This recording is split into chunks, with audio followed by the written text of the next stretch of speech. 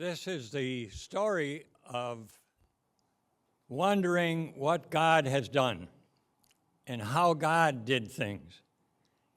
The amazing story. Somewhere 50 years ago, God decided that there should be a chapter of InterVarsity at Platteville. There wasn't any.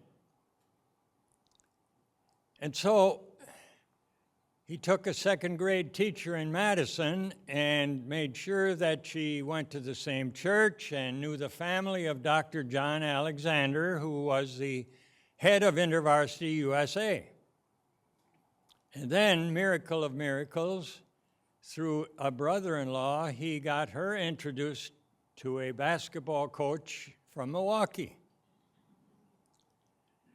Now, you know, in our eyes, how would you get that team to end up in Platteville?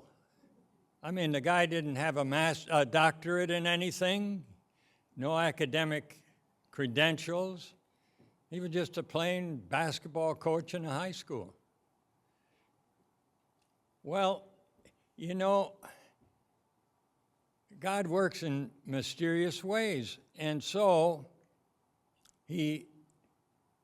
when I came from Atlanta to Milwaukee, I ended up at a high school with good basketball players. And I had a background. I had spent years with my brother working out my system. And so after a few years, there were some miracle games in the tournaments. And if you were a sports writer, you would say it was a miracle they won. And they won a couple, and they won the state championship.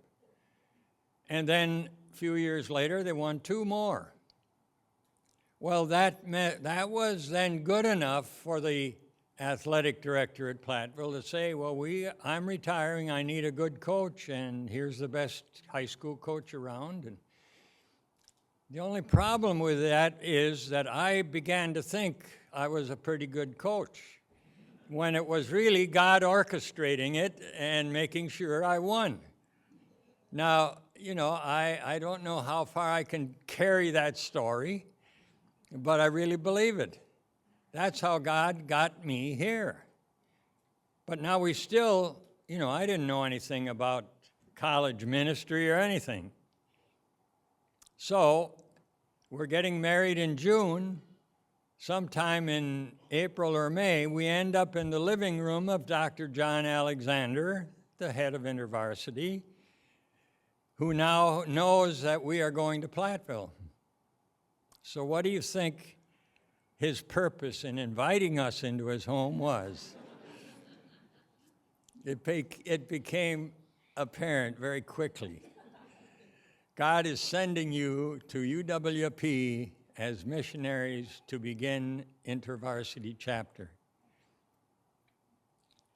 I've always been a kind of a person who doesn't try to plan too far ahead and waits, and God opens a door. I walk through it and say, God, I'll do the best I can and try to stay faithful, and I may not be good at anything or everything, but I'll do the best I can, and that's essentially what happened when we came to Platteville. It was interesting, the first year we came, 3 students came to us and said, we have been praying that God would send some faculty to organize a Christian organization. The second year, we became chartered with InterVarsity officially and as a student organization. It's interesting, Dave Hasey is here, and he was the chapter president after a few years. And Dave said, well, after the first year he was here, we had to select officers, and then they had a president, vice president, secretary, treasurer. And he said there were only 3 who came regularly, and I was one of them, so I became president. So selection wasn't too difficult. But we didn't flourish because we were meeting in a classroom in Old Maine. And that only the old people here, older ones, remember Old Maine, but it was a pretty sterile environment, and you couldn't bring refreshments in, and it was hard for the chapter to grow under those situations. So after about 3-4 years, we were very fortunate. We were able to have a house built on West Hill Avenue, and it was a split entry, and we kept the lower level completely bare, concrete floor, fireplace in the corner, and we were able to scrounge up some rugs to cover the concrete, and that was the meeting place for InterVarsity for the next 15 years.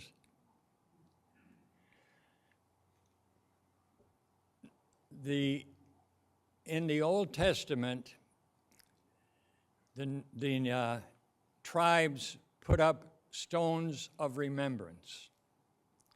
Tonight I would like to suggest 2 stones of remembrance that I, at least in my mind, would like to remember and give credit to.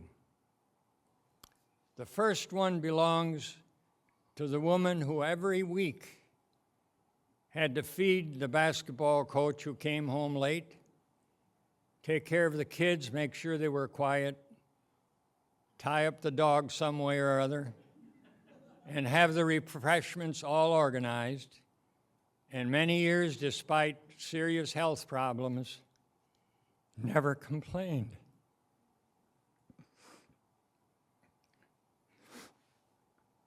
I'm sorry.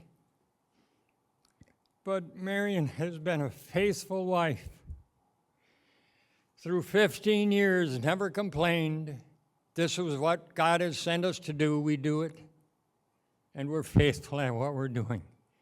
So my first stone of remembrance is for my wife, Marion, and I would appreciate it if you would give her an applause. And would you stand, Marion?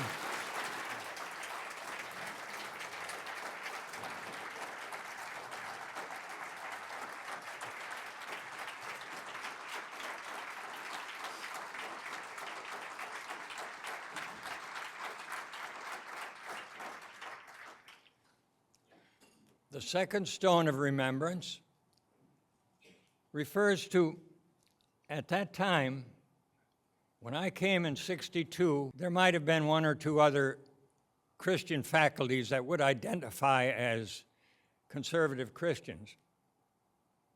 Within the next 3-4 years, we had at least 8 Christian faculty, and that group was the support, the backbone for InterVarsity. They provided the treats. They prayed for, they financed, they served, they encouraged, they worked with students and with the leadership of InterVarsity. And so my second stone goes, and I'd appreciate it if you would stand, to Dr. Ken Beatley, who was a psychology professor.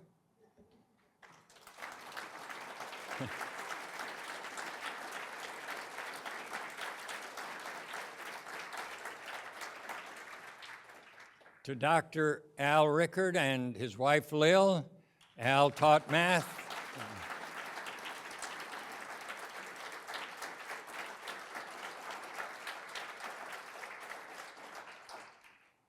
To Dr. Dick and Lois Wetzel, who was in engineering.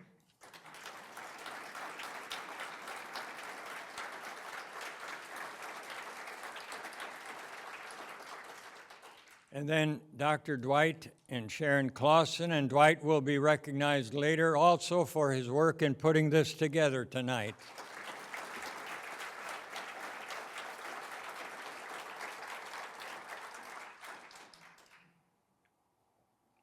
Now, 1 Peter says, and you are living stones that God is building into his spiritual temple. That's you, the alumni.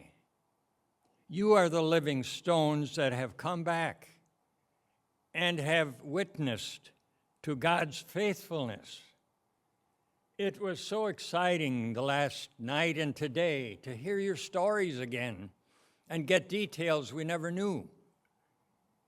And for you, I hope that has been a time of reassurance of God's faithfulness as you go back to your private lives, and wherever you are, whatever you're doing. Remember the stones of remembrance that God's been faithful and He will continue to as you face difficult times in the future. We are thrilled with how far InterVarsity has come. We have been excited about all the staff and the student leadership and all that we have come to know. And today we are more excited than ever. We're so thankful for the staff that God has sent to us, Hannah and Brandon. And we get to meet, we have the opportunity of meeting with them at least once a month to hear all that God is doing on campus. And I hope at some point you will share that. Is that going to be part? Okay. Otherwise, I'd have to do it now, because I want to be sure that everyone hears what's happening.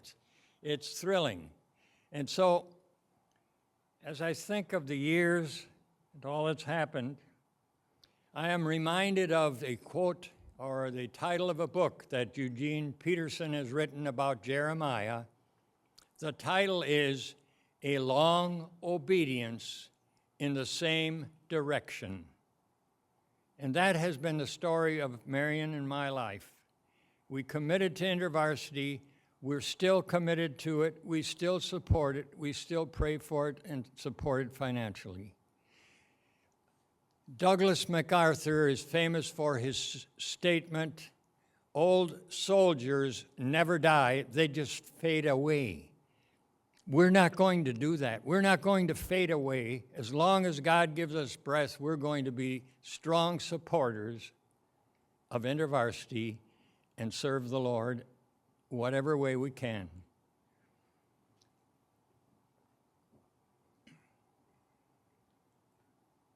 The next 50 years means there will be a 100-year celebration.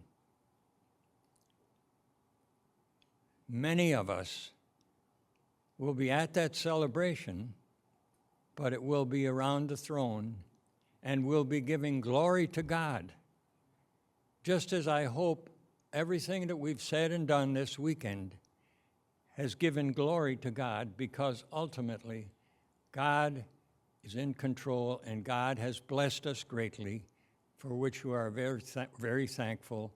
And for me personally and from Marion, we are so thankful for all of you that returned and the wonderful time you have given us and the great memory that we have. Thank you.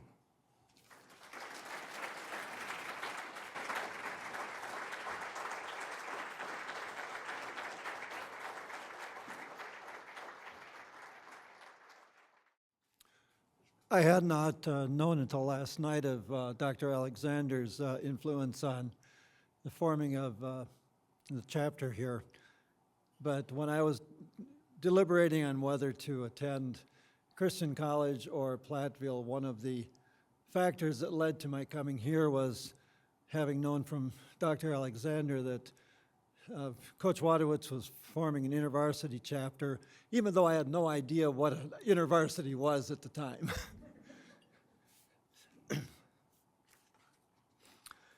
50 years ago, in the fall of 1963, a shy, quiet, and reserved young man began his studies at Platteville.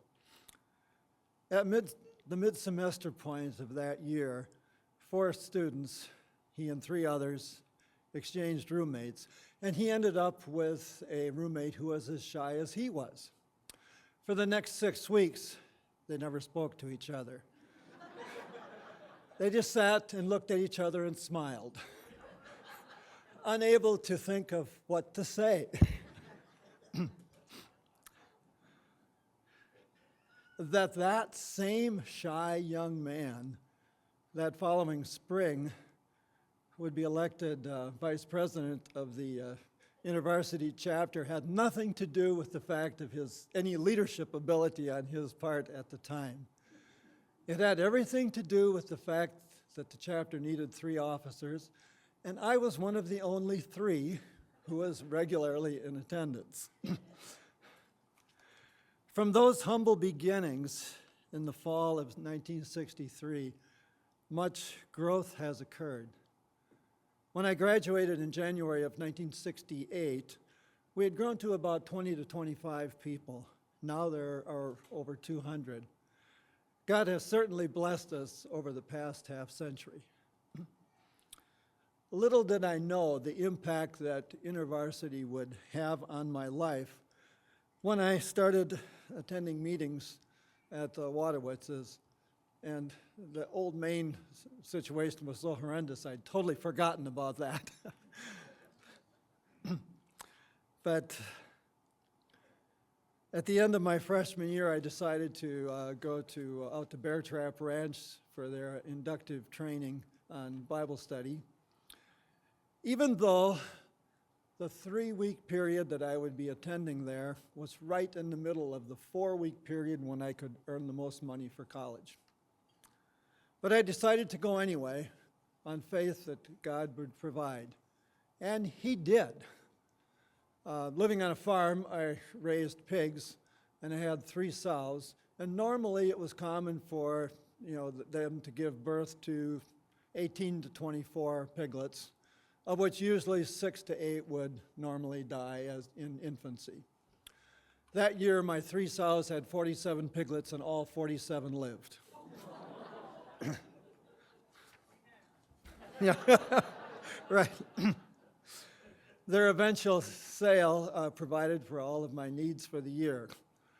It was a lesson learned very early that when we step out in faith in doing what God is calling us to do, that He will provide. While at Bear Trap, I fell in love with the inductive method of Bible study.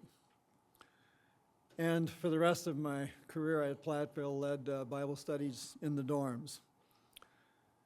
I've continued studying and refining the inductive method over the last 50 years in terms of teaching, holding seminars on the inductive method, and leading Bible studies.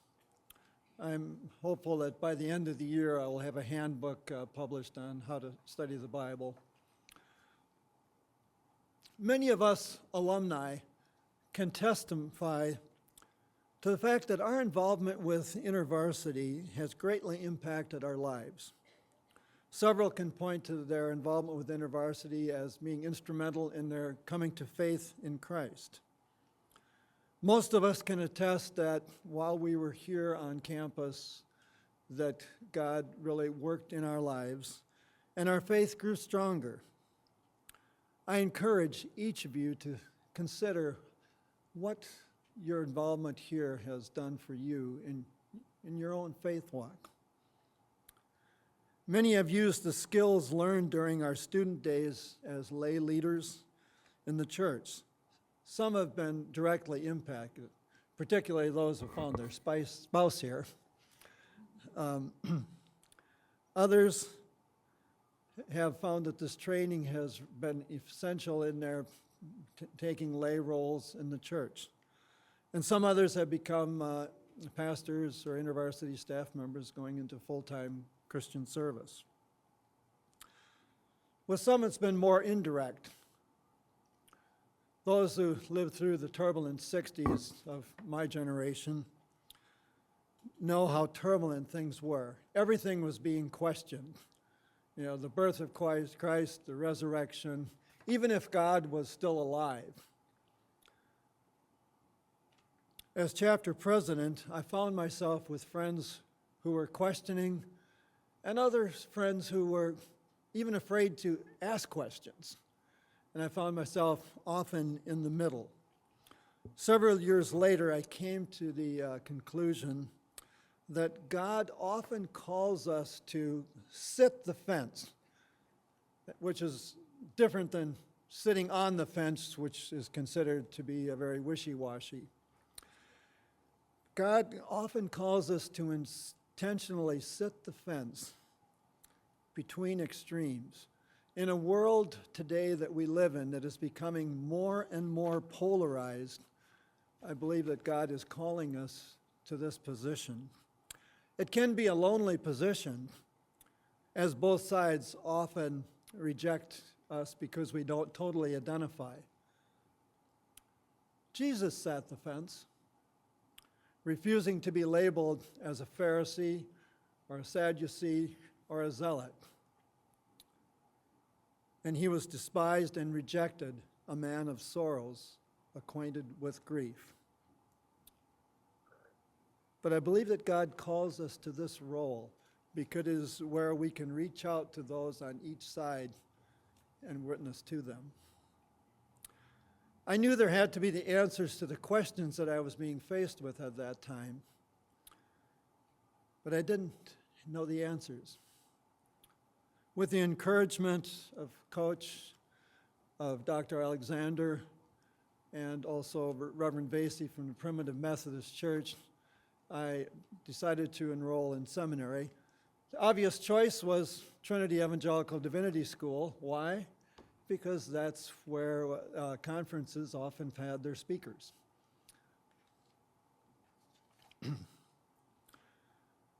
It was while at Trinity that I met my wife, and so indirectly, my involvement with InterVarsity, which led me there, was a factor in my meeting her. It was at the beginning of my junior year that it dawned on me one day that here we were as an executive team, a Baptist, a Methodist, a Presbyterian, and a Lutheran. And it struck me that here we were, all of us from very diverse backgrounds, all working together for the same purpose of reaching students for Christ and discipling them. It was an eye-opening experience that has resulted in many rich relationships with people from other backgrounds and different church denominations. I think in this we see one of the distinctive aspects of InterVarsity. InterVarsity is an organization that reaches out to those of different denominations and brings them together. And in this we see the great diversity of the church coming together in united goals and purpose. It's often during our college years that God begins to reveal to us the gifts and the passions that we will carry forth for the rest of our lives. It's a time when we learn skills that we will carry into the future. It's also a time that God often changes us. Through serving as president for the last 2.5 years of my time at Platteville, I learned leadership skills that have greatly impacted my life. They gave me the courage to step out in a variety of leadership roles throughout the last 50 years. The discipling aspect of InterVarsity that I was involved with has given me a passion for adult Christian education, and I'm using these gifts and abilities in the church. For those of us here who are alumni, God's given us these gifts, these abilities, and these passions for the good of His church. Use them in the church. For those of you that are students here yet, your time will come. Hopefully you're not going to be here forever. Use these years to identify the gifts that God is giving you that you can use after your graduation.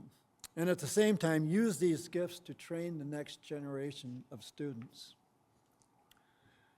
One Saturday this past spring, I read the article about this reunion that was in the UW Alumni newsletter, and it was exciting to see the number of students that were involved here. That Sunday morning before leaving for church, I was thinking about this and comparing it to the early days. And I was reflecting on the necessity of each generation of students passing on the torch to the next generation. At the same time, I was remembering another InterVarsity chapter that at one point had over 100 members with a strong core of 20 people, most of who went into full-time Christian service as missionaries, pastors, or staff members. Within 2 years, that group had dropped to 20 because they had not passed on the torch. All of you have done remarkably well over the years and are to be commended. For those who are current members, train your replacements to be able to train others. That Sunday, our pastor spoke about the generational transfer of the faith. He mentioned the concept of, the Olympic runners carrying the torch, or the relay teams passing on the baton. But then he said there's a better way, and that is to look at it as a rappelling team that's linked together with rappelling ropes. When one person falters, the rest hold him up. And it struck me as I was thinking about this later. Although I had continued to pray for my friends after graduation, I had stopped after they graduated. To use those of you who are alumni here, I ask your forgiveness. I failed you.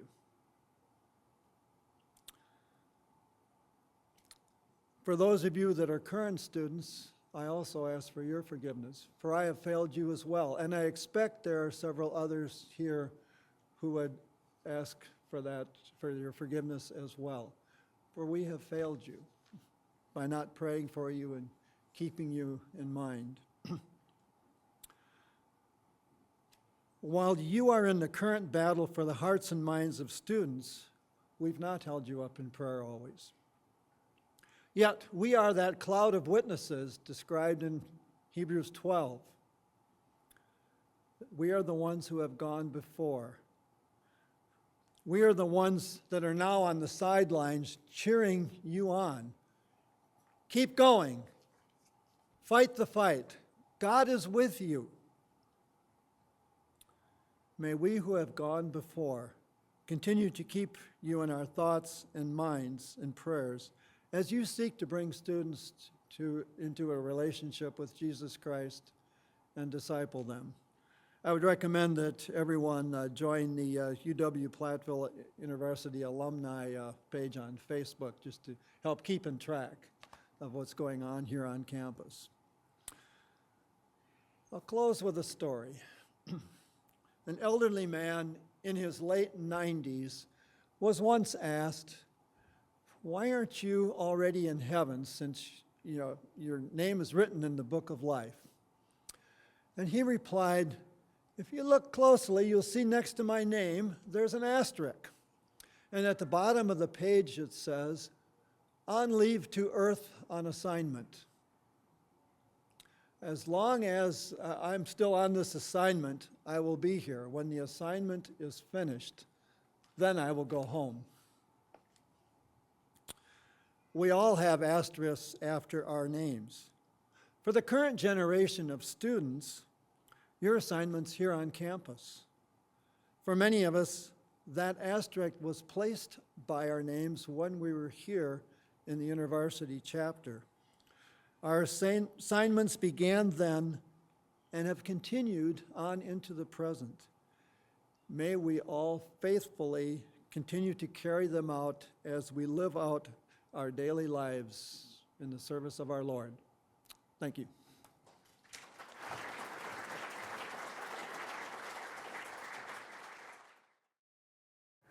There are times in the life of God's people, and the book of Exodus gives us examples of when God acted powerfully in the life of Israel. He instructed them to set up an altar of remembrance. And they were uncut stones put in a pile someplace along the road. And so when the people of Israel would go past that pile of rocks, the young people would ask the old people, "What's the pile of rocks for?" And then it would be an opportunity for the people of Israel to recount the story of God's faithfulness, God's working powerfully in the life of their community. last night and through today, you have been that for each other. We are altars of remembrance, living stones that recall for us the times in our life when we spent together at a particularly formative period of our lives, doing really interesting, cool things that for many of us were brand new. Is that true of you? This last 24 hours has been amazing. Last night at the Wadowitzes, being able to listen to people coming through the door and then the squeals of delight as friends who hadn't seen each other for years, even decades, reconnected again. And it was just, that's a picture, I think, of what heaven, I think, will be like on that day at his table. His people will be joined together. What we've got now at the 50-year mark, we can look forward together in eternity. So in talking about a little bit about the legacy of what the last 50 years have meant, it's important, I think, when we talk about UW-Platteville to just talk about context a bit. You can't understand UW-Platteville without understanding where it gets its students from. They're largely salt-of-the-earth, grounded kids that come mostly from southwest Wisconsin, although some of you come from not just Wisconsin, but from the upper Midwest, and indeed, sometimes we get students from California to Maine to the other ends of the earth. But you can't understand this campus unless you understand that most of us come from these small farming communities somewhere in Wisconsin. It's also true you would have to understand UWP by understanding its religious makeup, knowing that most of these students arriving are Lutheran and Catholic. That is to say that oftentimes they have a lot of the kindling all ready to go. They have the Bible stories. They've gone through catechism. They've gone through confirmation, but oftentimes the kindling wasn't lit. And that was certainly true in my case. I came to UWP largely unformed as a Christian. Mostly we come from non-ideological backgrounds. We're mostly pragmatic about our approach to the world. And yet when we come to UWP, if we came in contact with this community, something amazing can happen. And so if you first came to the Lord as a student here at Platteville, or if this was the place in which there really was a confirmation of your faith, where you really began to take off and grow as a Christian for the first time, could you please stand? That's the story of what we've been about.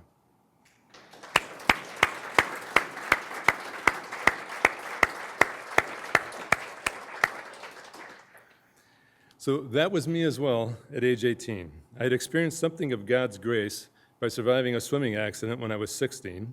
I arrived on campus looking for a Christian community. I didn't know exactly what that was supposed to look like, but I knew I needed one. I found a sign for InterVarsity Christian Fellowship, which I took to be some sort of sports group. How many of you, show of hands, thought that InterVarsity had something to do with sports when you arrived? Yes, exactly, right. And when I found out that it met at the basketball coach's house, I thought, of course. That's right. So Dick and Marion's gracious hosting of us, along with Gretchen and Tom, was pivotal. We had cookies and juice every week, just like we did last night. Dick and Marion were just examples to me of what gracious hospitality, of opening your home, could look like. And when I found out that they actually built their home in such a way as to host students, that left a mark on me. This is what you do. That's an expensive decision to follow Jesus. You could build your house a lot of different ways, but to build it so you could host people in it, that's an expensive to follow Jesus, an expensive decision to follow Jesus. And that's what we would want to be true of every student that came through this ministry. The thing that impressed me most about this group of people was the community. They cared for one another and me in a way that I was not used to. I joined a small group that included Mark Hogue, Diane Nelson, and Lee Van Dixhorn. I was 18, and Lee, our leader, at age 19, was to me, and Diane, actually, were the paragon of Christian maturity and discipleship. When you're 18, you're pretty impressionable. And to meet, I know I'm embarrassing Lee and Diane, but it was true. But think about this for a moment. When you're 18 years old, just getting a vision of the kind of person I could become was crucial. And that happened for many of us in this room. We met people at the beginning of our college career who we looked to, who were 2, 3, or 4 years down the road, and thought, that's someone I really respect. I could become like that person. I learned a lot about everyday piety. For the first time in my life, I was introduced to quiet time. The idea of picking up a Bible and reading it daily and responding in prayer was revolutionary to me. I can't say I was all that excited about it at first, but in time I did notice that this daily habit was changing me from the inside out. That is one of the hallmarks of this ministry through the years, has been this idea of the lordship of Jesus. That if we're going to be fully Christian, we need to follow him in every aspect of our life. And if we're going to follow him in every aspect of our life, we need to know him. We need to know his word, and we need to respond to him in kind and prayer. Through InterVarsity, I learned about sharing my faith, that this was part of what a Christian does, is to bear witness. I learned not only about evangelism and discipleship, but also about missions and what my role could be. I heard about something called the Urbana Missions Conference, which I attended twice. How many of you, if you would, please stand if you went to Urbana as a student? See, that's what I'm talking about. Well done.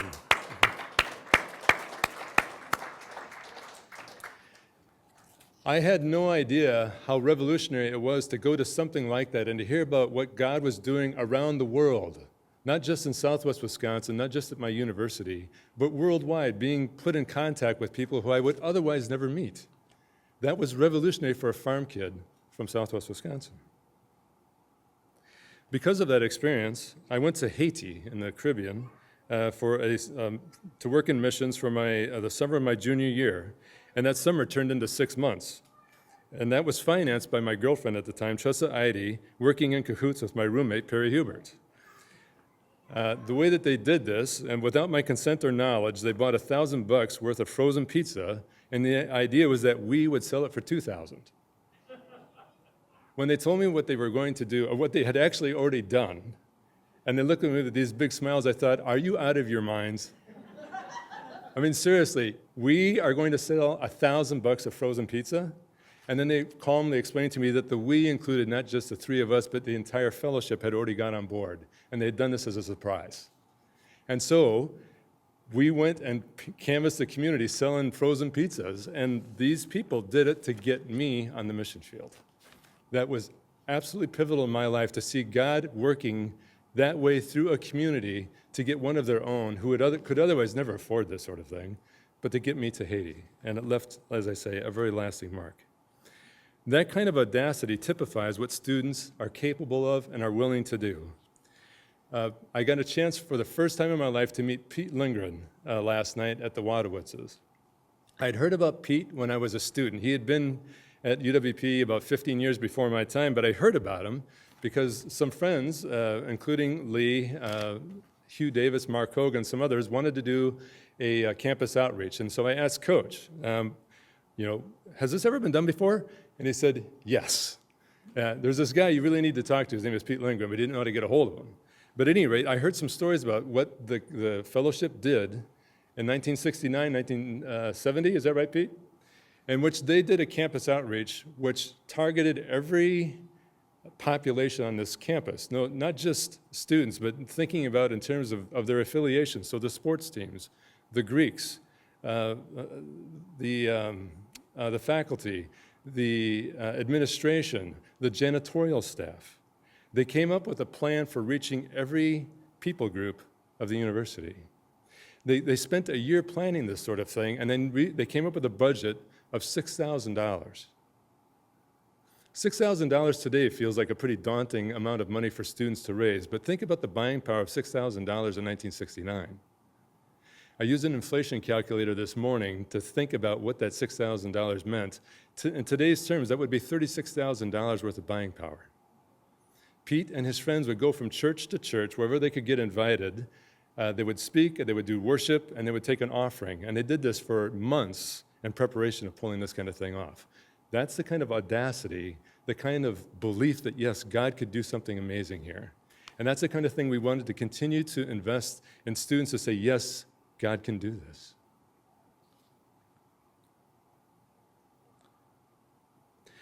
I learned a lot about leadership and how to exercise it in a Christian community. This wasn't the same as Luther League or 4-H. I remember vividly walking to Williams Fieldhouse after I had been asked to be president, which is a whole nother story, but I think what Dave said, I think could be true of many of you here, and that is when you're invited to be a leader in InterVarsity, my response was, are you kidding? Me? And I still remember the conversation. It was Margaret Ross, now Margaret Ross and Cindy Rude came to my dorm room and invited me as a sophomore to say, would you be the president of the fellowship? And I thought they were joking, and I think I said something like, man, you must have had to work through a lot of people before you got to me. And they said, well, yeah, that's true.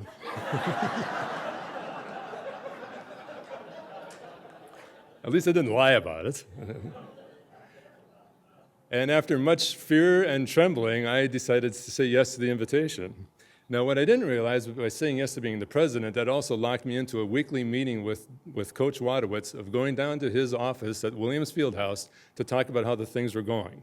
And it was a long march for me from Ottensman Hall to Williams Fieldhouse because every time I went to Coach's office, I would get grilled. He would ask me, how are the students doing? What's the initiatives? What are you guys planning? What are you thinking about doing? How are you taking care of the people on your team? Now, I didn't always enjoy that at first because I felt like I was getting grilled, but in time I realized he really cared deeply about me as a person, and he cared very deeply about the fellowship and wanted to see it succeed. He was teaching me something about leadership. He was discipling me by the nature of his questions, helping me to honor and to think what was really important about what we were doing. We weren't just a youth group on campus. We were a missions organization at this university. And if we're going to be a missions organization, we need to think accordingly and act accordingly. This wasn't Luther League. I deeply appreciated that, and that left a mark on me. When it comes to student leadership, one of the things that, like I said, I was invited to be on exec, and I was also a small group member, so here's another opportunity for you. If you were a small group leader in this fellowship, would you please stand? That's a lot of you. That's what I thought. All right. Thank you for your service. If you were an exec member in your time here at UWP, would you please stand? Yeah, that's what I thought.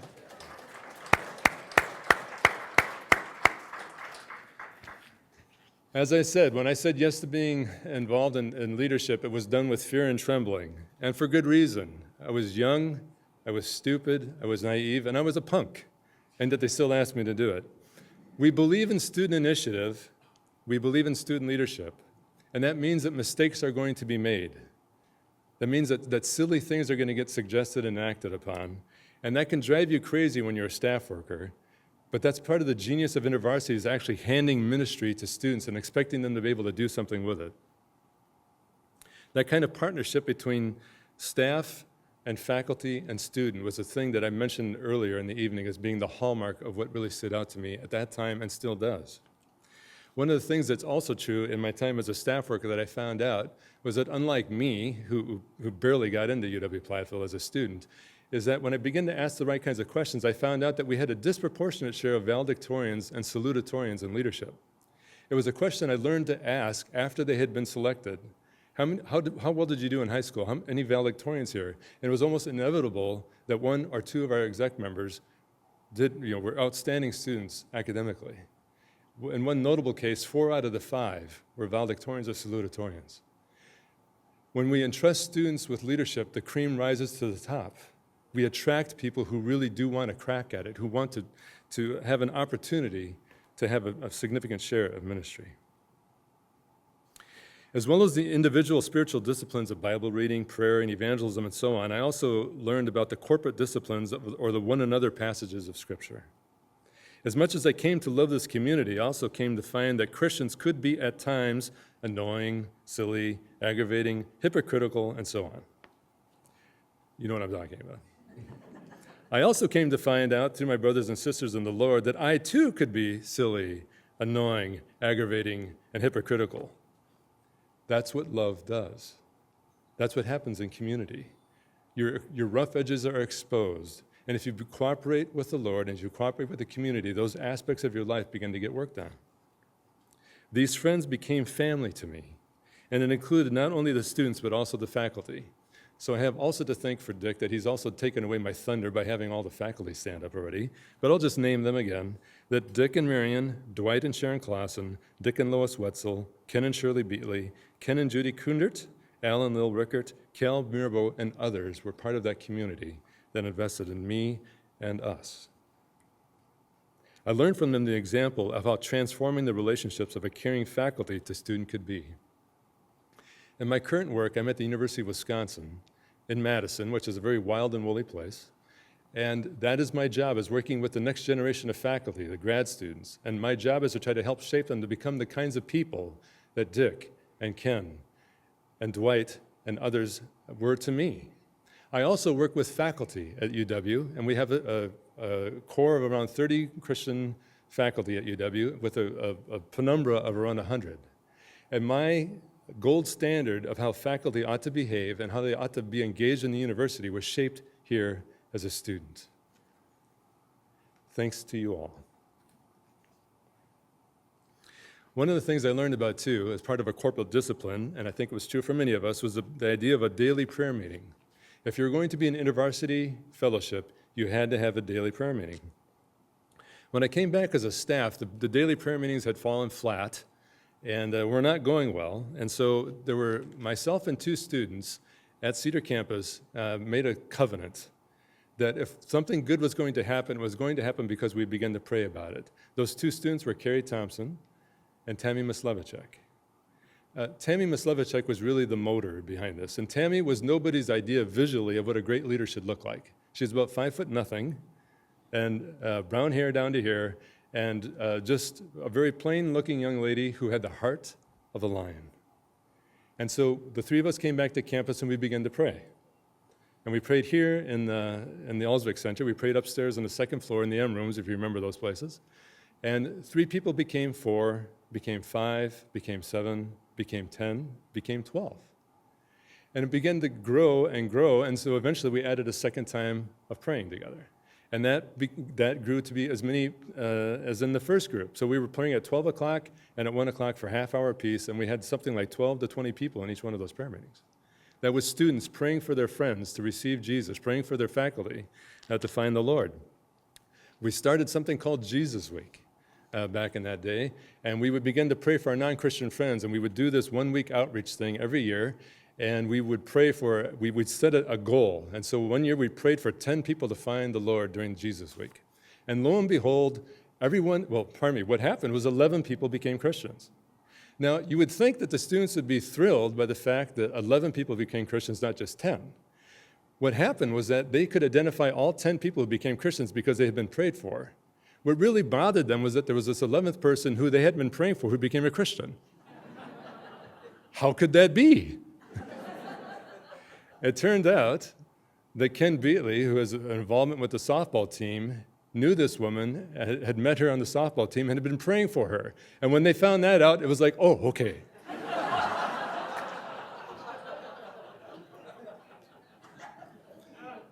That's what happens when you teach people to pray.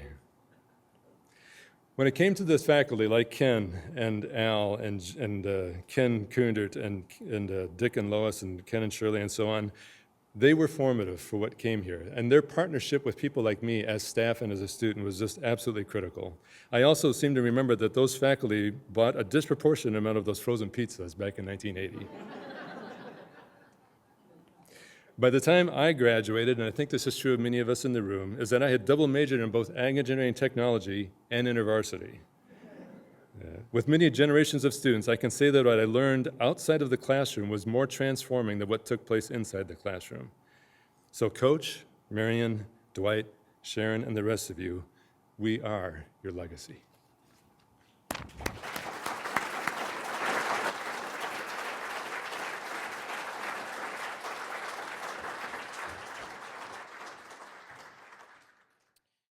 It's fun for me as a young staff to get to hear all the stories about the things that God has done over the years. But I thought it might be fun for you guys, for those of you who have maybe been away from campus for a while, to hear about what's happening now on campus. As many of you guys remember meeting in Dick and Marion's basement, I don't think the chapter would fit there anymore. There's about 215 students that are involved regularly in the chapter. There's over 30 leaders that are leading small groups and Bible studies all across campus. There was over 20 students that gave their lives to Christ this year, and over 60 students that participated in evangelistic Bible studies. We call them gigs today, investigating Jesus because they have friends who love him and long for them to know him. For me as a staff, I love getting to be a part of those things. As a student, it took me a while to get that InterVarsity wasn't just about me. That InterVarsity was about joining Jesus on mission.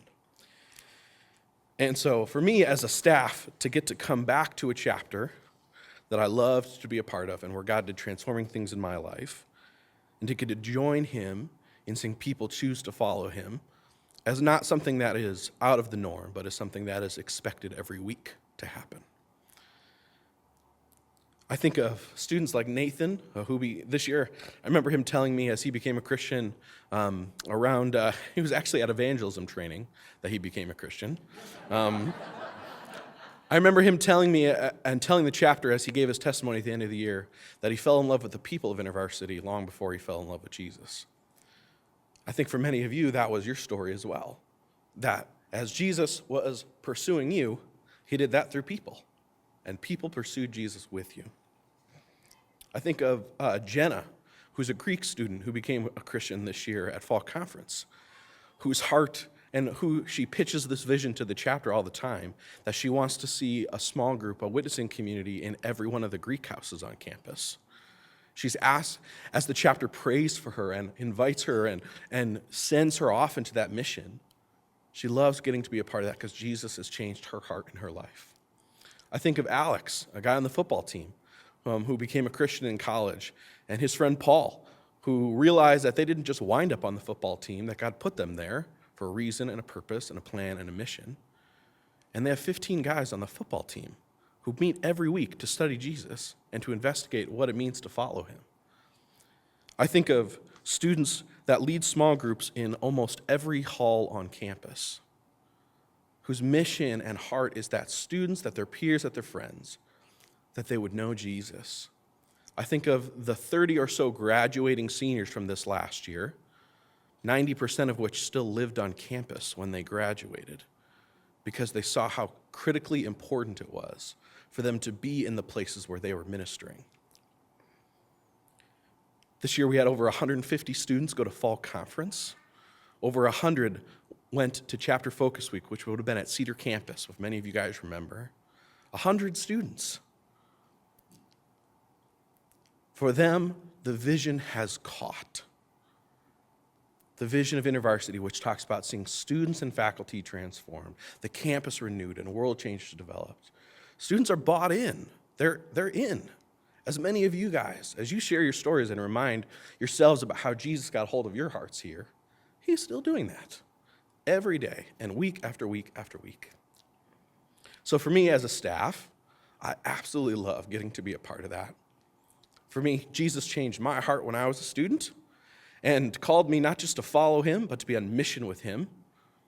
And that's my heart for students. I can't think of a more strategic place. As you guys think about your own lives as you were in college and how Jesus changed your hearts and gave you a new calling and a new mission and new eyes to see what he was inviting you to join him in, that's the same call. Ugh.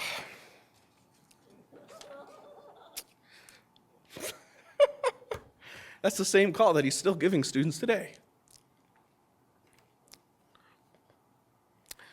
The leaders of the chapter now,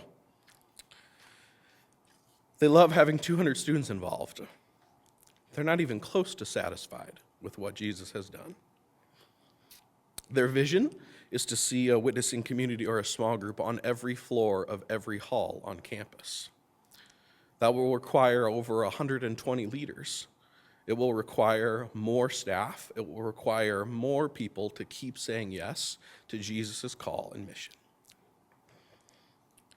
Their vision is to see a small group, a witnessing community in every Greek house on campus, to see them on every sports team and in the music department and among engineers. Students to see in the ag department specifically being witnessed to and being sought after. The students that exist here in Platteville today are not satisfied with what Jesus has already done. They're deeply passionate about what he wants to still do. I just love talking about the gospel because it's so good. Jesus is changing people's hearts and lives. He's still at work doing it here. I long to invite you guys to continue to be a part of that transformation happening in the lives of students.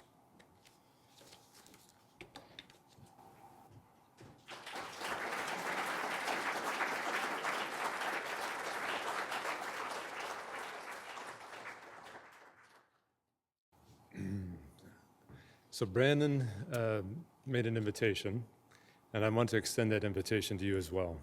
You have in your goodie bag this little folder. Can you please pull that out?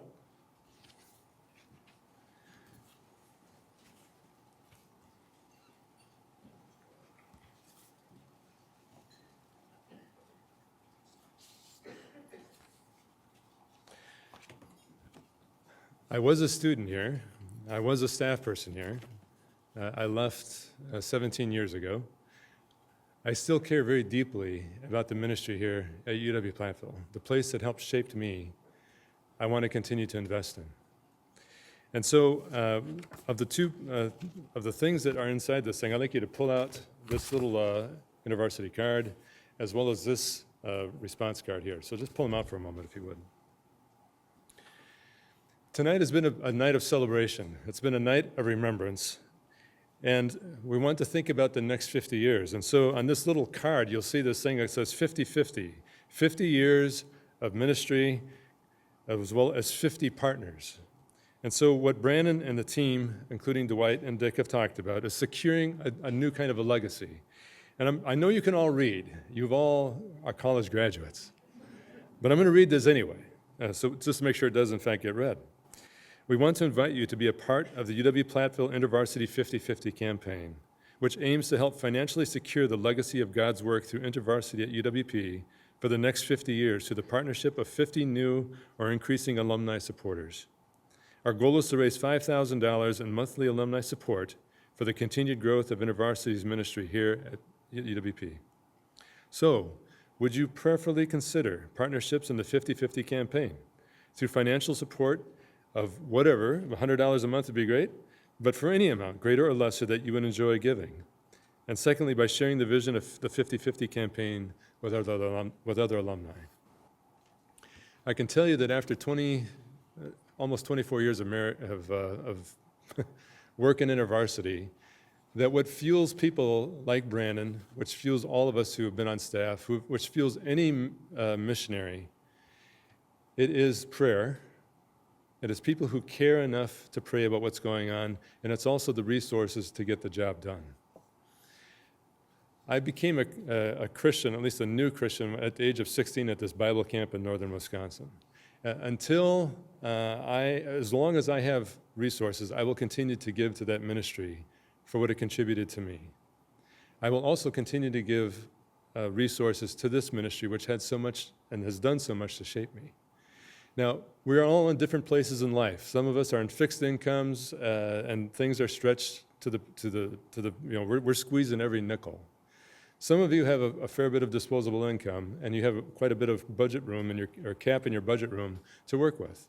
But I'd like you to prayerfully consider how you could help be part of this next 50 years. So, what you can expect in time is that Brandon or one of the team are going to get a hold of you just to ask you, have you had a chance to think about this? Would you like to contribute? Would you like to be part of that team if you're not already? My wife and I are going to go have this conversation as well in terms of what we should do in terms of our support for this ministry, and I hope that you will do the same with your spouse if you're married. So that's what you can expect. And I want to issue another invitation to you, which I've alluded to earlier, and that is if you're still around in 50 years, I'll see you then.